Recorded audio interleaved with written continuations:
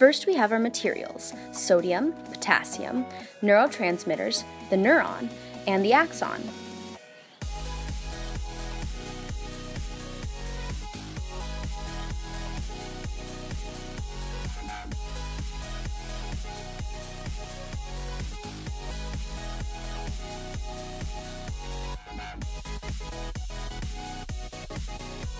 When the neuron is resting, special leakage channels let potassium diffuse from their dense environment to the less dense outside.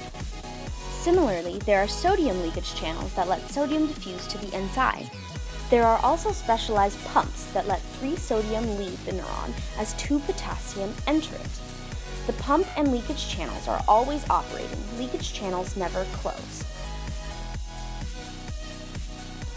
And there are 2 kinds of channels: gated channels and linkage channels.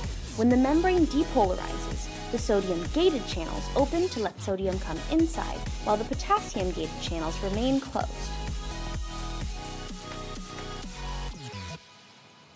Repolarization is the opposite. The sodium-gated channels close, while the potassium-gated channels open to let potassium leave to the outside.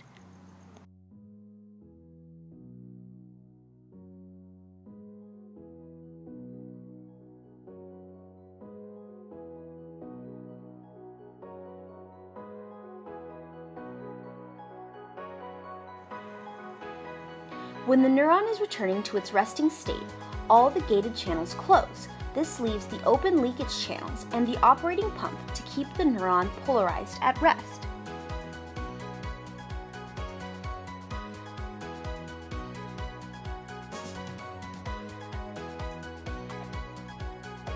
Propagation is the process of using sudden depolarization and repolarization of the axon's membrane to transmit a message through a nerve impulse. Propagation is more efficient than other transmission processes because it moves only on the nodes between myelin sheets. Having to stop only on the nodes makes the message transmit faster.